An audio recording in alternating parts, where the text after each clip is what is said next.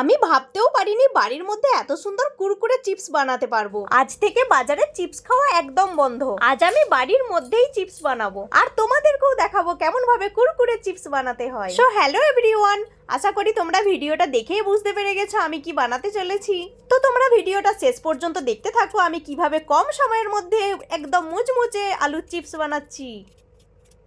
প্রত্যেকটা আলুকে এরকম ভালো করে আমি ছুলে নিচ্ছি। দেখো খোসাটা ভালোভাবে ছাড়িয়ে নিয়েছি, একটুও খোসা নেই।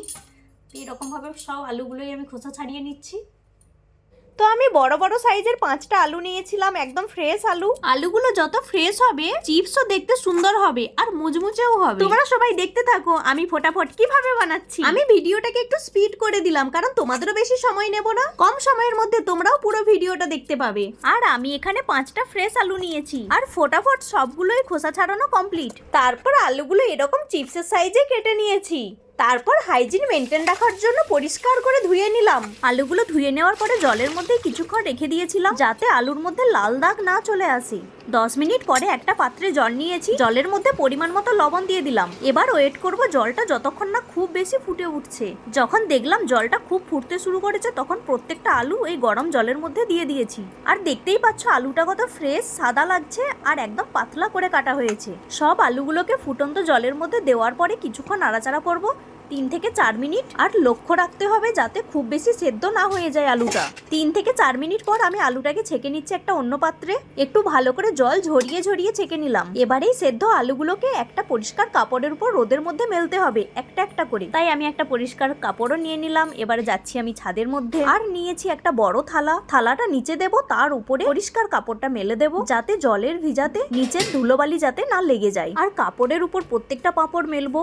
এর কারণ হলো জলটা তাড়াতাড়ি শুষে নেবে আর একটু তাড়াতাড়ি শুকিয়েও যাবে। আর ছাদের মধ্যে খুবই রোদ ছিল, মাঝে মাঝে বৃষ্টি হলেও রোদের জোর কিন্তু কমেনি। আর তার সাথে গরমও খুব আছে। এইভাবে টান টান করে ইট দিয়ে কাপড়টাকে মেলে দিলাম। তারপর একটা একটা করে গোল করে এখানে সবগুলো পাঁপড় মিলে দেবো।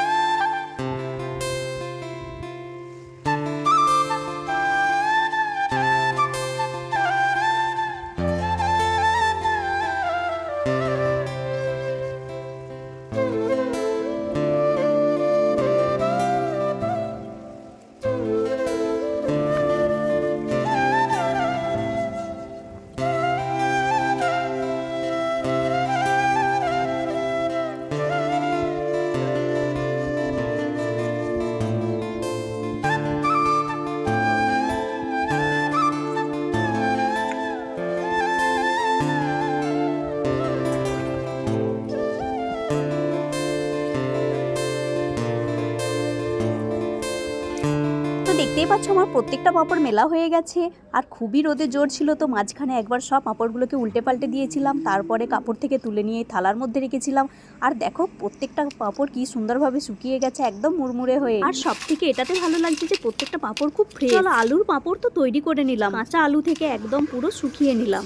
এখন এটাকে ভেজে খাওয়ার পালা। তাই কড়াই গরম করে এই তেলের উপর দিতেই দেখো প্রত্যেকটা পাঁপড় খুব বড় বড় হয়ে উঠেছে আর একদম সাদা হয়ে আছে। বিকালে এটাকে চায়ের সাথে বা শুধুই খেতে খুব ভালো লাগবে এটা।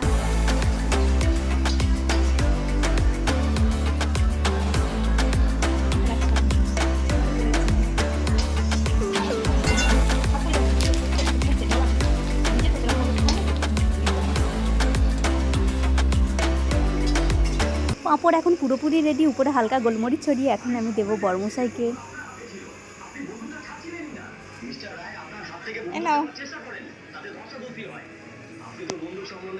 দেখো খেয়ে দেখো পাঁপড়।